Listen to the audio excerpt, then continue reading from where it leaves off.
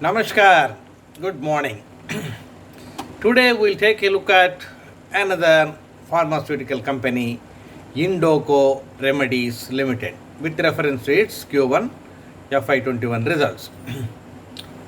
The management is headed by Suresh G. Kare, Chairman, Aditi Panandikar as the Managing Director. Now, during the first quarter, Indoco Remedies revenues have grown by 7.9% at 267 crores as against 247 crores same quarter last year. EBITDA to net sales for the quarter is 18.3% at 48.9 crores compared to 9.2% at 22.7 crores same quarter last year.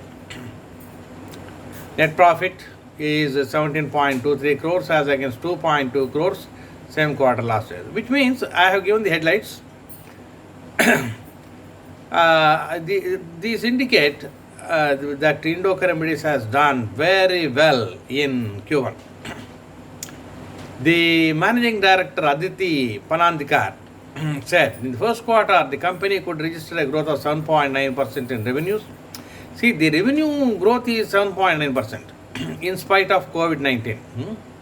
But profit etc. are very good. Now let us take a look at the company, where it is etc. Headquarters is at Mumbai. It is present in 55 countries and more. Employs over 55,000 employees. 300 of them are skilled scientists. It has got several manufacturing, 9 manufacturing facilities, 6 for FDFs, 3 for APIs, 1 R&D center is there, 1 CRO facility is there. These are approved by US FDA and UK MHRA. Generates 70 million prescriptions from over 3 lakh doctors. It has got 9 domestic marketing divisions: ophthalmic, cardiovascular, antibiotic, anti-obesity, anti-infective, dental care, pain management, etc. Lot of popular brands are there like Cyclopharm, Sensodent, Carmicide, Bactogard, etc. On the international front also, it has got tie-ups with large generic companies across the globe. Now let's take a look at the results in short.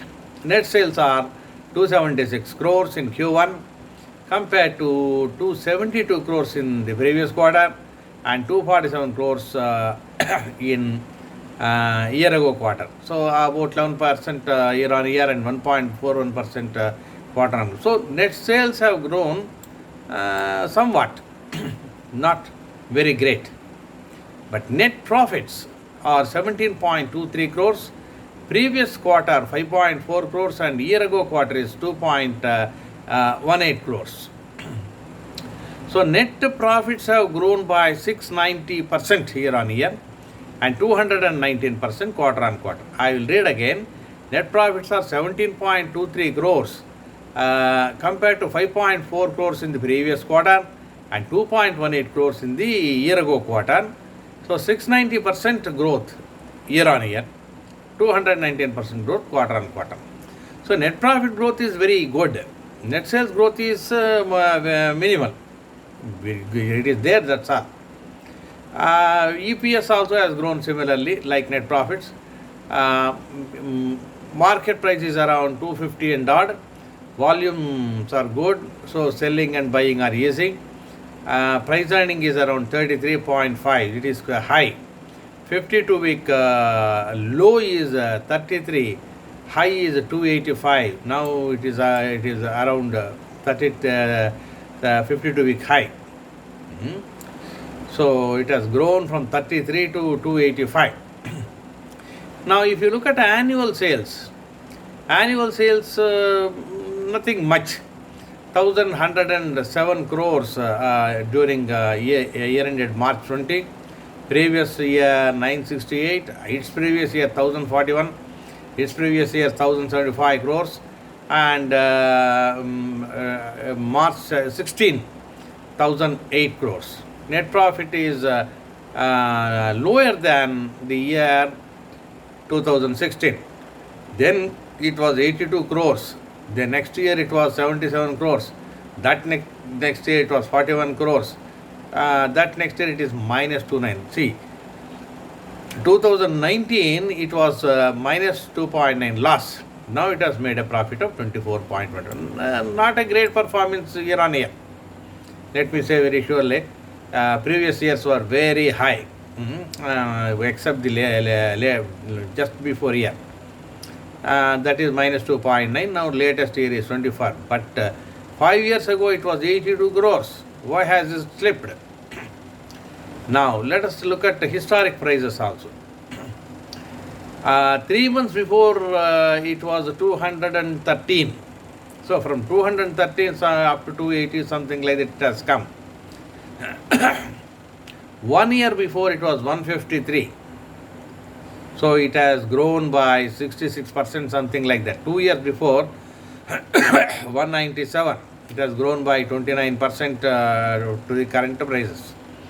3 years before it was 191. Now, so the price rise is there. Latest, see, all the price rise has come after April. Now, if you look at the shareholding pattern, promoters hold about 58.69%, which is impressive. And they have not pledged anything. Zero pledge. FIIs hold very minimum, 2%. Mutual funds hold about 14.52%. And they have, actually it was around 15.51. It has come down. Okay. Now, what are the strengths of the company? Company has got a high trailing 12 months EPS. Net profit and net profit margin have grown during the last 5 quarters. Company with low debt. Company with zero promoter pledge. FIIs are slowly increasing their shareholding. Recent results have shown impressive growth in operating profit, net profit, everything. Price momentum is good. So mutual funds have decreased slightly. That's a weakness. Price earning is high. ROE, return on equity, is not impressive. So then, if you so stock with very high price earning, somewhere near 40. A chart shows in February it had touched 260. April it touched the lowest point. Now from April 20 it has moved up. Now current technical parameters are very bullish. Valuations, if you look at that, market cap is 2,313. Not big, but not small. Price earning, last year it was 58. Now it has come down to 40, it is less than 40. So now also it is high. Book value 73.81. Reasonably good. Dividend 15%. Industry price earning is 36. Price to book is 3.4. Now, brokerages are recommending, of course, to some extent. Indoco has received approval for one ANDA for olanzapine tablets. It is indicated for the treatment of schizophrenia and bipolar disorder. US market is $65 million for it. Now, these are the factors of Indoco Remedies Limited. Now, previous 5 years data is rather unimpressive. Actually, before 5 years it was great. It had come down. Will it attain those heights and surpass them? It is likely. Now, during the last 5-6 quarters, it is doing better. No doubt about that. Sales, net profit, sales are increasing at a slow pace. Net profits have increased at a higher pace. Now, we will have to watch the next quarter, how it will perform. Is it worth buying now? Now, you have to decide. It has performed very well in the latest quarter as far as profit margins are concerned, operating profit, net profit, all margins, it is good. Sales have increased slightly. So based on that, so many people are taking a risk.